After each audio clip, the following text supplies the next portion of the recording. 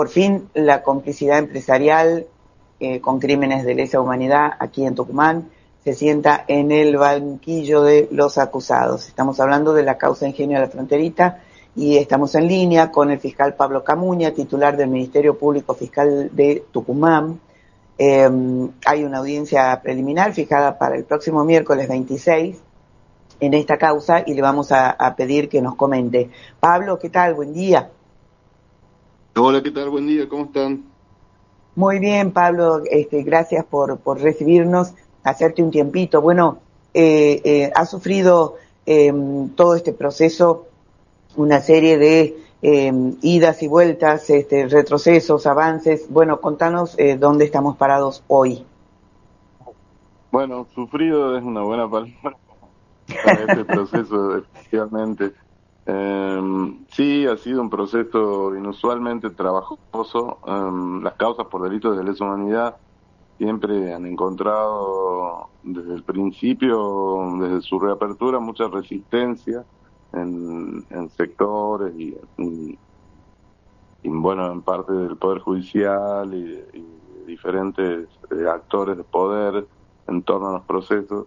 Pero en este caso eso se ha magnificado todavía más, como consecuencia de lo cual hemos tenido demoras muy significativas en la tramitación de esta causa, desde una falta de mérito inicial por parte del juez de instrucción, que nos llevó hasta la Cámara Federal de Casación Penal en Buenos Aires, hasta la máxima instancia penal del país, y después ante la Corte Suprema también, para revocar esa primera decisión. Esto fue hace ya mucho tiempo, y de ahí tuvimos que ir y volver muchas veces por diferentes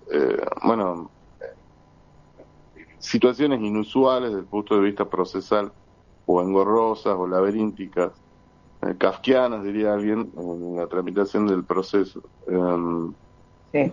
Y finalmente, sí, el miércoles de la semana que viene, después de mucho intentarlo y de insistir y de presentar todo tipo de pedidos, prontos despachos y demás, el Tribunal Oral Federal de Tucumán fijó la fecha para la audiencia preliminar en el juicio oral. En este caso ya es contra 2 empresarios porque fallecieron varios en el camino. Ya quedan solamente 2 empresarios que en ese momento eran parte de la empresa José Minetti y compañía, que explotaba el Ingenio de la Fronterita,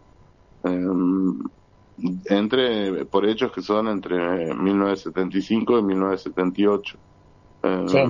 Son un total de 69 casos que forman parte de ese grupo, y bueno, que incluyen desde el secuestro, aplicación de torturas, desapariciones forzadas, etcétera, en los que se va a juzgar la participación de ellos y a través de ellos de la empresa en la realización de estos crímenes, que bueno, por supuesto fueron ejecutados de mano propia por fuerzas armadas y fuerzas de seguridad, pero que contaron con la cooperación relevante desde nuestra perspectiva, por supuesto, para comentarlas, de quienes formaban parte de esa empresa. Yo creo que lo más, para que uno tome conciencia de qué se trataba, era que el centro clandestino de la zona estaba ubicado directamente dentro del ingenio. Claro.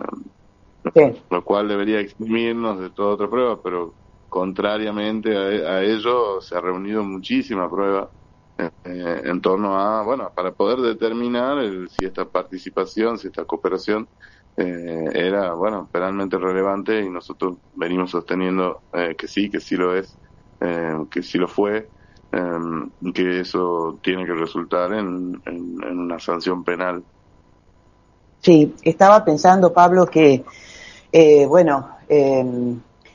el próximo 24 de marzo del año que viene se cumplen 50 años ya, medio siglo, y entonces, por razones obvias, la cuestión biológica es uno de los imperativos. Vos me corregís si doy un dato equivocado, pero entiendo que llegan ahora al banquillo solamente 2 empresarios, Jorge Alberto Figueroa Minetti y Eduardo Butori. Los otros 3 acusados Correcto. fallecieron, uno fue apartado por su estado de salud. ¿Esto sigue siendo así? Sí, esto es así, sí. Uh-huh. Y con respecto, Y estamos con inminencia y necesidad, fíjense, porque eso por el lado de los acusados, pero además claro, tenemos por el lado de las víctimas sobrevivientes y de los familiares, más de una docena de quienes han sido ofrecidos como testigos por la Fiscalía y por las querellas, falleció en el transcurso, no te quiero dar un dato exacto, pero en el último año aproximadamente se nos fueron 12 testimonios que hubieran sido importantes que se den en el marco de la audiencia de debate. Entonces es verdaderamente una carrera contra el tiempo. Figueroa Minetti, que es el que tiene la imputación más gravosa, que era el administrador del ingenio en ese momento, tiene más de 90 años. claro. Bueno, ¿Qué te eso ya parece? de por sí describe el cuadro de carrera contra el tiempo. Y bueno, ya se sabe lo que pasa con las carreras contra el tiempo, ¿no? Que siempre se pierde. Así que, bueno, estamos luchando contra eso y buscando la manera de que el juicio se haga. Es lo que nosotros siempre hemos pedido. Desde el inicio, desde que nos negaron el procesamiento, por entender que no había pruebas suficientes, nosotros estamos convencidos de que hay pruebas suficientes. Es más, a pedido de la propia defensa, cuando la causa vino acá al Tribunal Oral, se pidió una pericia contable, financiera y contable sobre el desempeño de la empresa durante ese tiempo. Y eso confirmó, no solo confirmó, sino que agravó todavía las hipótesis vinculadas con el enriquecimiento que tuvo, el enriquecimiento inusual que tuvo la empresa en ese periodo, lo cual es un dato, por supuesto, de contexto que nos ayuda a entender por qué se produjo esta cooperación. Y se produjo porque generó beneficios mutuos, tanto para las Fuerzas Armadas como para la propia empresa. Claro, claro. Por si hiciera falta, de todas maneras, querría muy brevemente yo contextualizar la información para la audiencia, por si hiciera falta, digo, como vos bien señalabas hace un ratito, el grupo empresario, ¿no es cierto?, facilitó todas sus instalaciones, la logística, pero además hicieron tareas de inteligencia, les facilitaron, ¿no es cierto?, a las fuerzas represoras listados, información, fotografías, incluso creo, de los trabajadores del ingenio que tenían que ser secuestrados a veces desde las propias colonias, ¿no?, del ingenio. No, hay que pensar, hay que ponerse también en la situación de ese momento, donde todavía estas colonias existían. Había 5 colonias en Fronterita en el 75, Sí, que como parte de estos cambios que tuvo la empresa, se fueron cerrando durante el periodo también, donde vivían los empleados y los obreros del surco con sus familias, y de allí fueron secuestrados prácticamente la mitad de las víctimas. Y eso es como que ocurra en el propio inmueble de uno, digamos, del administrador, era administrador también de esos lugares, sí, y el conocimiento sobre los habitantes de esos lugares y demás, por supuesto que estaba a disposición de la empresa, puesto que la empresa era quien les daba el usufructo de esas casas, de acuerdo a la vinculación laboral, ¿no? Bueno, era claro. como otra... es una propiedad privada gigantesca, era en ese momento una propiedad privada de mayor tamaño que la ciudad de Famaillá, que tenía escuela, comisaría, un centro de atención primaria de salud, y bueno, 5 colonias de obreros del surco y de empleados de la fábrica, digamos. Y hay que pensar también que los militares venían de otras provincias, no eran personas locales. Bueno, ¿y de dónde sacaban la información para efectuar los secuestros y localizar a las personas? Claro, Sí, hay muchos relatos, y también está un hecho incontrastable, que es el desmantelamiento del sindicato del ingenio, Claro. la persecución de todos sus representantes, el asesinato, la desaparición forzada de quien era el símbolo de la lucha sindical histórica en el ingenio, que era Fidel Jacobo Ortiz, era una persona que era el FOTI, era muy, muy conocido. Sí. Fue secuestrado, lo liberaron en condiciones penosas y luego fue secuestrado nuevamente y desaparecido. Claro. Y Sí, que lo que vos... nombres claros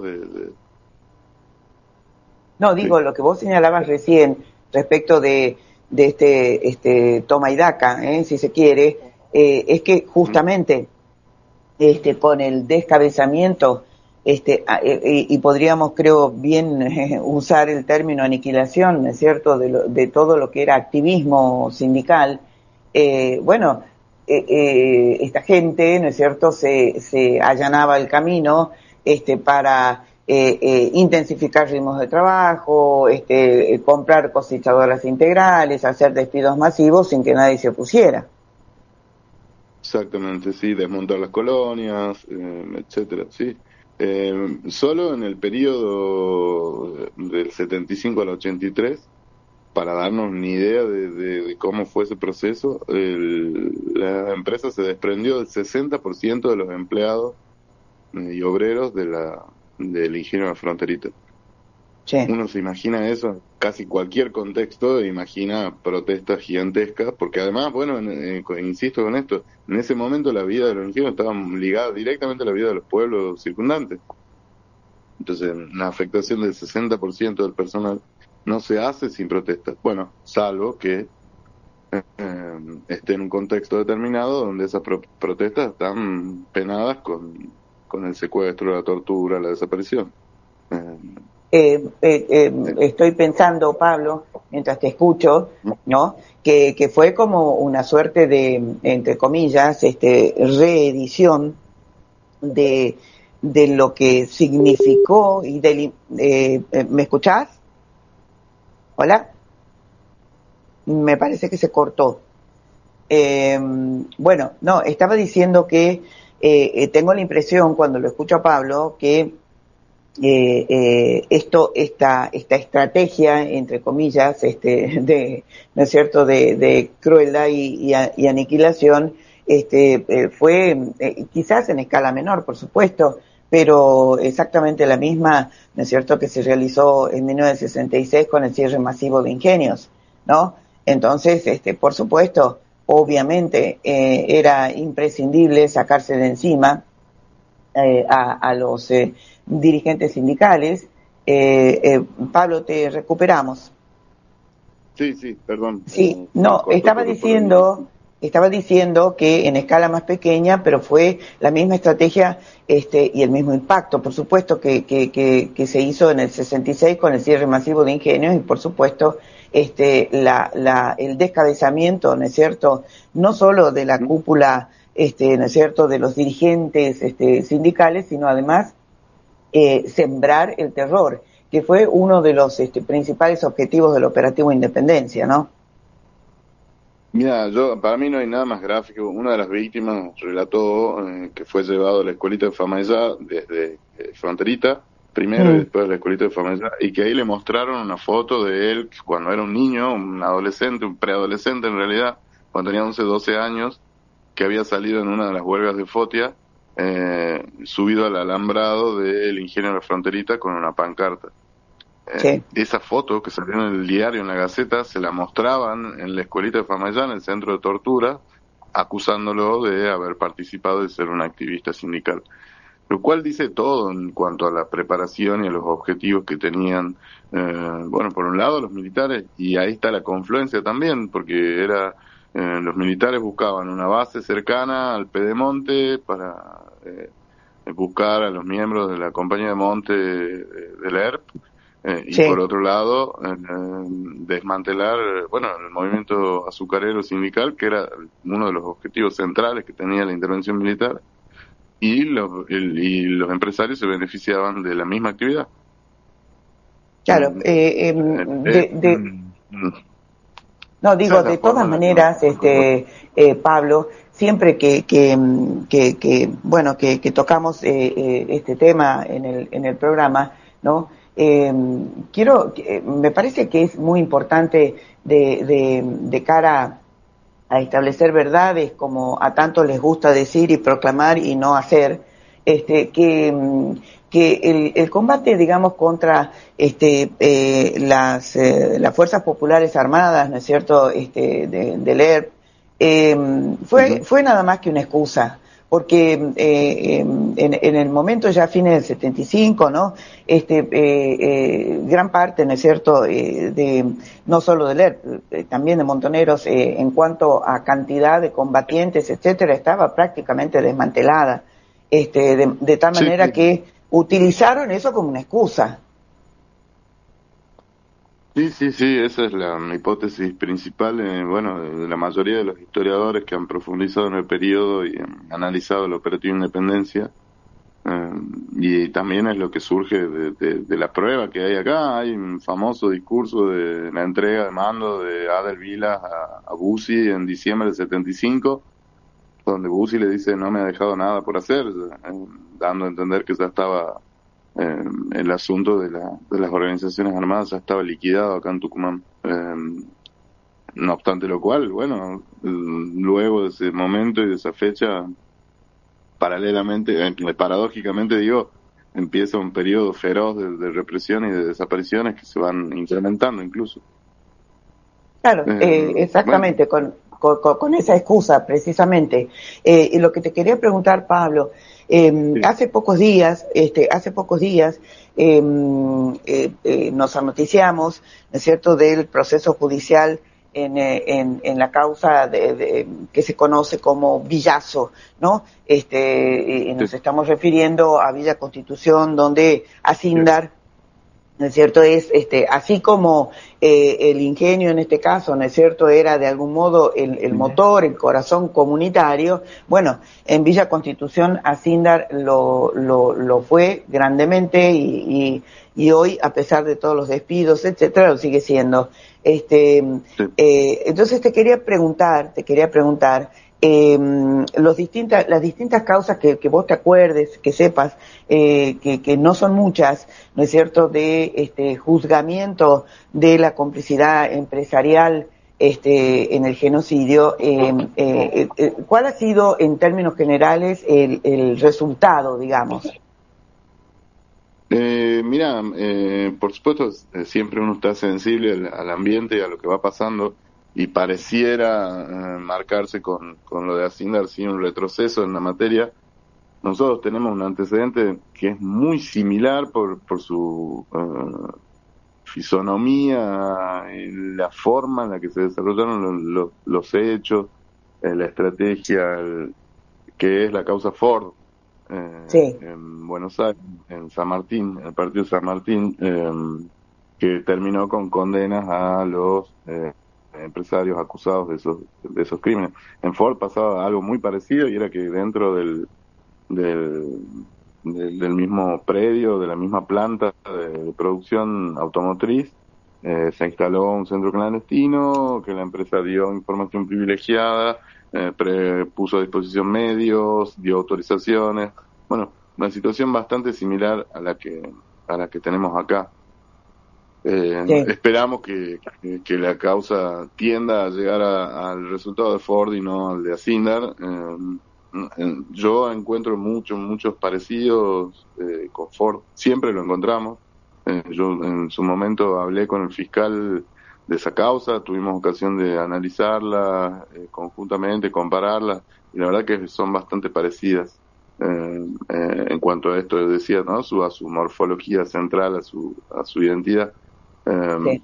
No sé, esperemos que acá en el norte tenemos dos ejemplos también, uno para cada lado.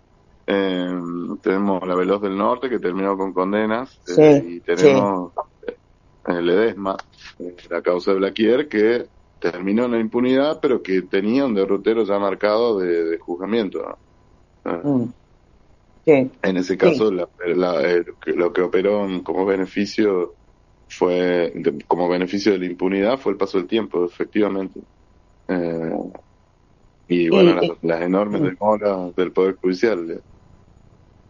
Y pienso, Pablo, ya un poco encaminándonos a la despedida, pero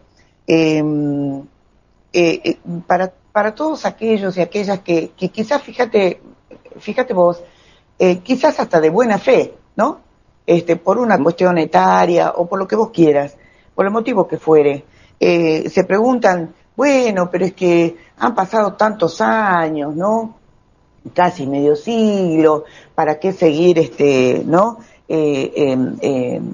Investigando, ¿para qué seguir, Bueno, yo tengo la hipótesis de que precisamente todas estas dificultades, no solo en esta causa, ¿no es cierto?, de la cual hemos estado hablando, nuestra causa, que digo porque es tucumana, fronterita, sino en todas las demás.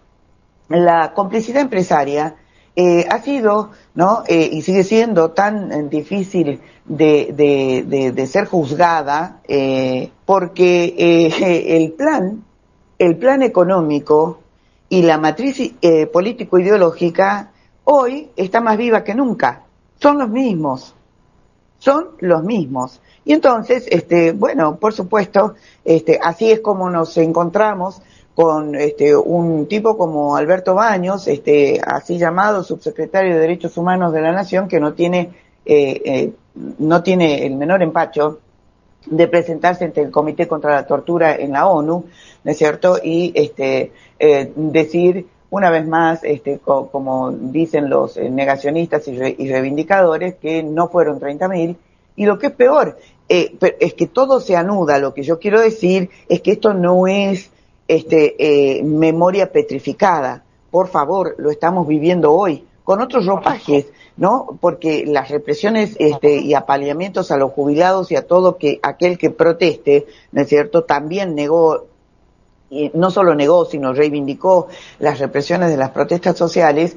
En ese sentido es un continuum. Mira, eso ya corre por cuenta de cada cual, las interpretaciones. Yo lo que te puedo decir, y como algo general, y a mí la reflexión que me produce es que, llegado el caso, en una situación extrema de un ataque contra la población civil como es esto, hay determinados actores económicos que están dispuestos a cualquier cosa para obtener mayor ganancia, incluida la persecución y el exterminio de otros seres humanos. Claro. No es algo nuevo en la historia, ocurrió, bueno, se supo en los juicios de Nuremberg, con la participación de empresas, bueno, muy conocidas. Ocurrió en Ruanda, ocurrió en Yugoslavia, en todos los procesos de grandes crímenes. Bueno, ocurre en el presente, en África, en América Latina, en Colombia, en Perú. Ocurre con el daño ambiental también y la participación de las empresas en ello. Entonces, es un foco de atención para mí fundamental en materia de derechos humanos, por un lado, y también de una exigencia de límites por parte del Estado al desarrollo empresario, digamos. Por supuesto que sirve a un país, a una provincia, el desarrollo de empresas locales y demás. Hay un límite que es el que tiene que trazar el Estado, bueno, que en este caso es un límite bastante brutal, que es que en la actividad empresarial y en el objetivo de producir ganancias, no se puede atentar contra las personas, digamos, algo muy, muy fundamental. Pero es un foco de atención, a mí me parece fundamental también para terminar de comprender lo que nos sucedió, y con complejidad, con dificultades, con todo lo que eso significa en un sentido más global, ¿no? O sea, ¿cómo se explica este fenómeno? Bueno, tiene una explicación, tiene lecciones también, que bueno, ahí ya dependen, por supuesto, de cada cual. Claro. Solo Claro, para terminar, esta causa, de todas formas, es una causa penal estructurada en torno a acciones delictivas concretas y con claro, participaciones que tienen que probarse una por una. sí, Entiendo todo lo que simboliza y demás. Por supuesto, no soy ajeno a eso ni a los análisis.